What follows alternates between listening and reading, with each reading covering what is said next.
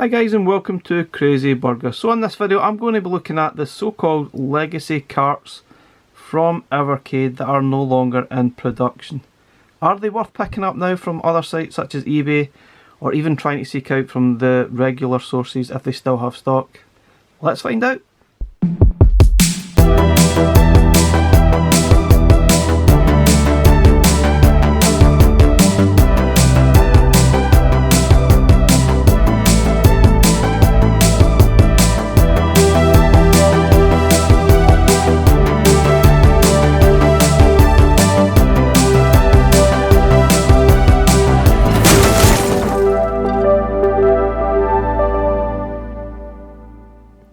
Okay guys, now these four carts are no longer in production with Evercade. You may well still be able to pick them up in some sources. I've seen them in some game stores, for example, and maybe Argos. You might find them on Amazon here and there, but most likely you will probably struggle to get these carts. The likely place you'll probably get them for sale is on eBay, but you may pay a heavy price for that. However, it's worth seeking out and having a look if you're really wanting one of these collections. Now what I'm going to do in this video is go through these collections and let you know my thoughts on them, and let you know, are they really worth trying to seek out and try and add to your Evercade collection.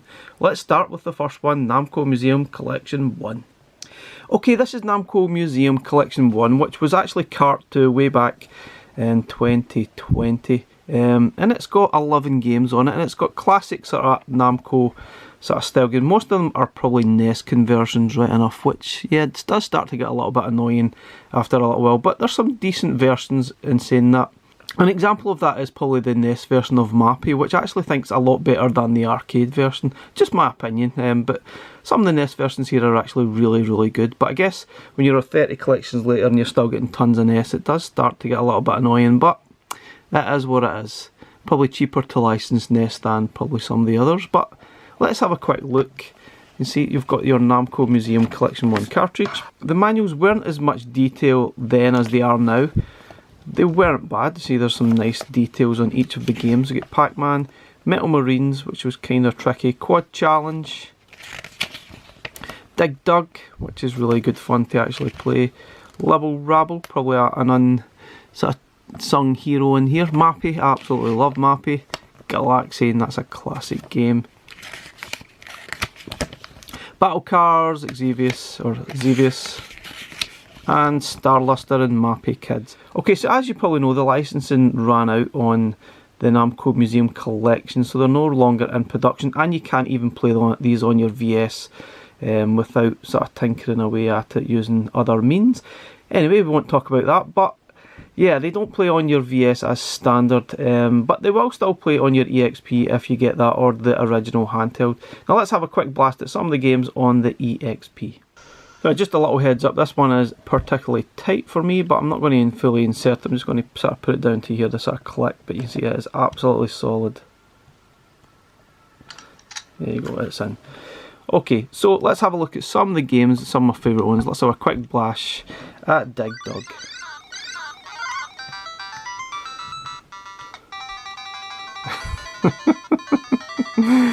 Oh, he's going to run away, so I can't kill him. No, you're not. There's no doubt some of these games are really fantastic fun. This is a strange little game, but once you get used to how it actually works, it is really good fun to actually play. I just can't sort of do this and make a video at the same time. You collect all the sort of items that are flashing, ideally in that order that they are flashing, but it doesn't really matter as long as you collect all the items or steal them. I suppose you can't beat a blast at Pac-Man. I'm sure everyone and their granny has heard of Pac-Man.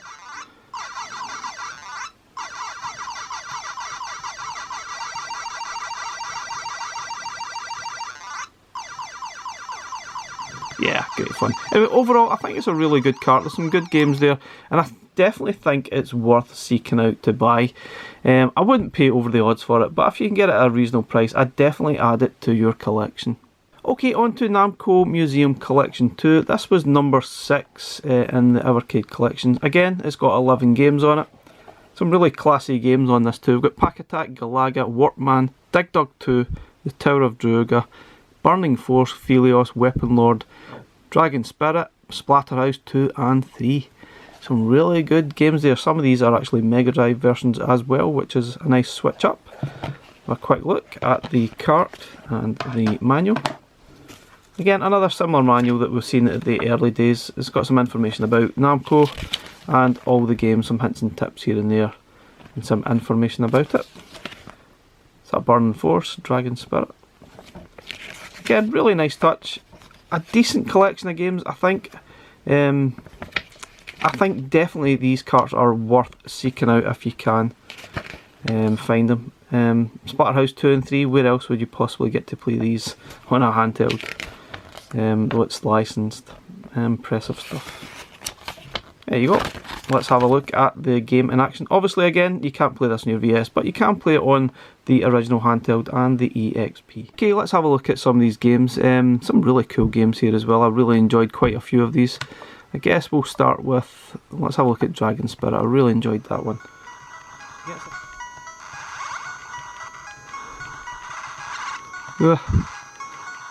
Don't judge me here on my skills. Oh, I don't want to touch that one. Great fun game. I really enjoyed Dragon Spirit, and I don't know, maybe I actually prefer this to the actual arcade version which is out there, because it's really good fun. A decent version, decent conversion. It's great having the classic Galaga as well. Oh, you can obviously play it that way, but it doesn't really work. Let's... Wow. That brings back a lot of memories. That's really cool. Remember I used to play these games as the start and intro to, I think it was Ridge Racer maybe?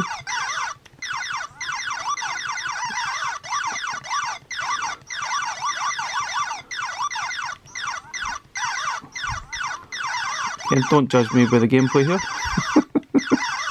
This is a great game.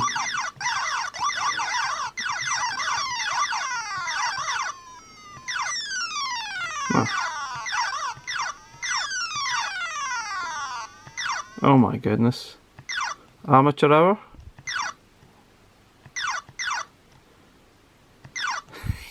Yep, I am deliberately trying to miss, obviously.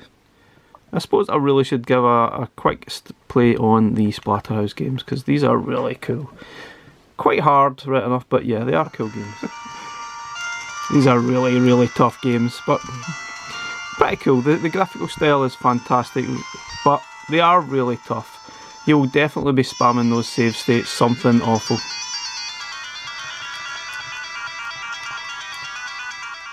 Okay, Technos Collection 1. This was Evercade number 10, and it comes with 8 games.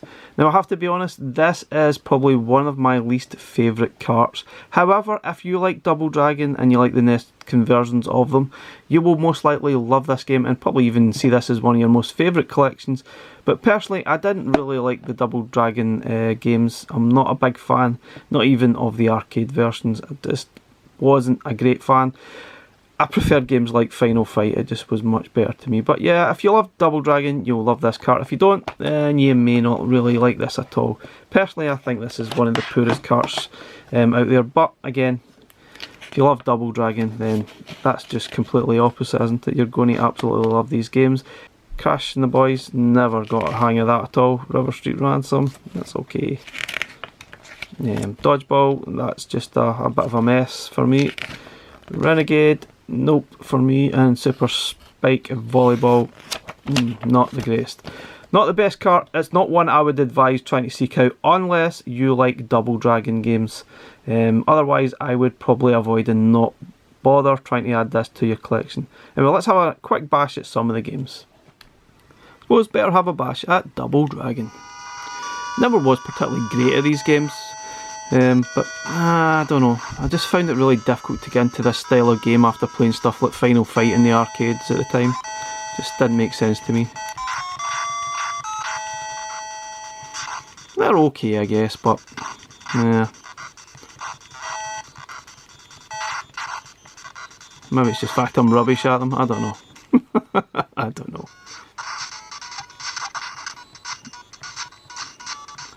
Not a massive fan of these games either. I suppose they kind of grow on you a little bit if you've got the patience to sit through this sort of style. It's kind of limited, the moves are a bit limited, but yeah.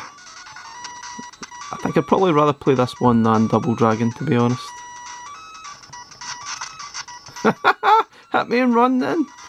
Now this is one thing I don't like of this game, the constant flickering. There's too much sprites on the screen for the NES to actually handle, or the emulation as well. And it just looks terrible, and it's sore. It's sore to play and watch. Yeah, that's not good. Really not good. So admittedly, I think this one is Double Dragon 3 is probably the best of the bunch. And it's not too bad, I guess, once you get into it. It does have a lot of slowdown in the game, but, you know, it's alright. Kind of strange that they didn't include the arcade version of Double Dragon because of slowdown, even though there's tons of slowdown in this game. Okay, on to the Oliver Twins collection, which has 11 games as well. This one is collection number 12, and this one was on a short sort of release due to the fact that all the profits were going to charity. Now this one is going to be a mix for everyone out there. If you loved the sort of Dizzy games growing up, you will love this sort of collection. However, if you didn't get into the Dizzy games, or you're just unaware of the Dizzy games, you're most likely not going to like this collection at all.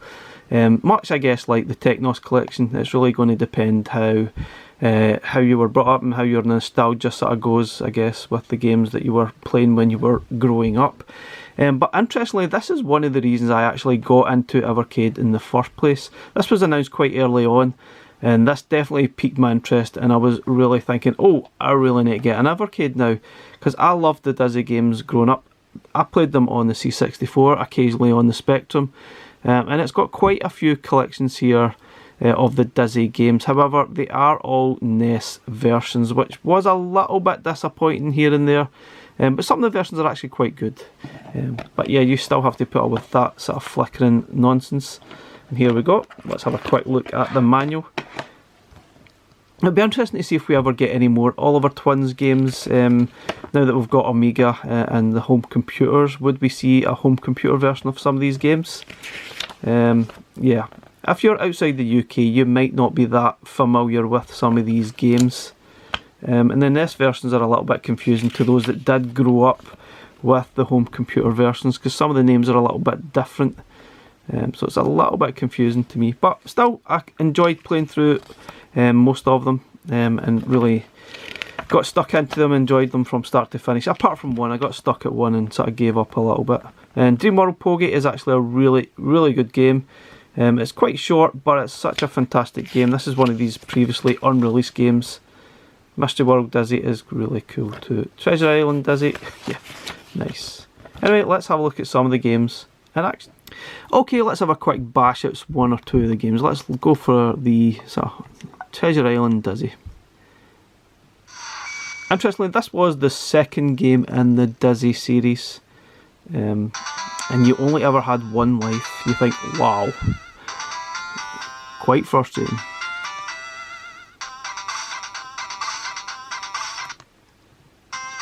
Okay, it's a pick-ups game, so you press the button to pick up the items. You can only hold 3 at the one time.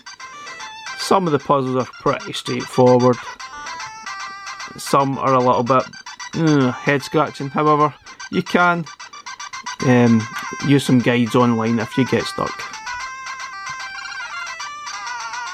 Oh yeah, don't touch the fire or you'll die. Fourth time, one life, back to the start. Frustrating. So yeah, this is where save states will come in massively handy. Just think back in the day when we didn't have them. So this is Super Robin Hood, which is pretty popular as well. It's a strange little game, but it's good fun to actually play. You definitely need save states in this one. It gets particularly tough at some stages.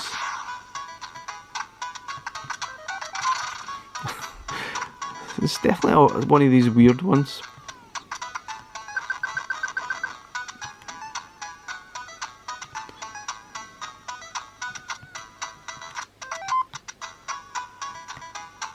Oops. This one's definitely fun to play. It's a bit weird though, it's a bit tricky. Again, that's where save states are going to come in handy. See what I mean? Horrible. Horrible. Now again, this one is full of Dizzy games, obviously. There's a few others that are not sort of Dizzy related, like BMX Simulator, Firehawk. You've got some puzzle games like Go Dizzy Go and Panic Dizzy, and you've got this game here, Dream World Poge, which was originally an unreleased game, but this is a fantastic game. Basically, you're collecting as many stars as you possibly can and get to the exit. Pretty simple stuff, but wow, it's really quite addictive.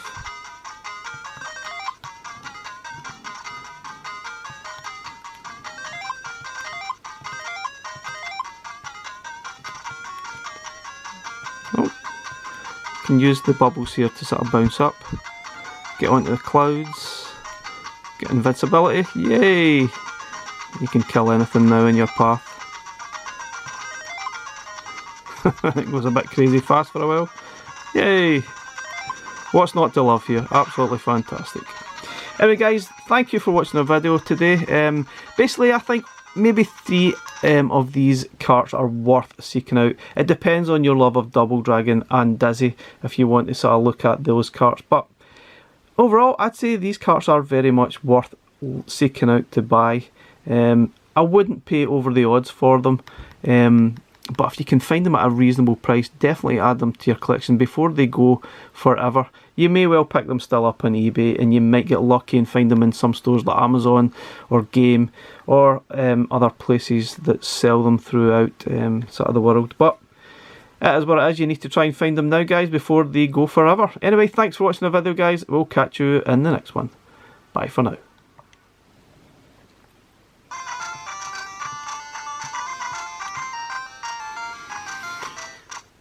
Quickest death ever.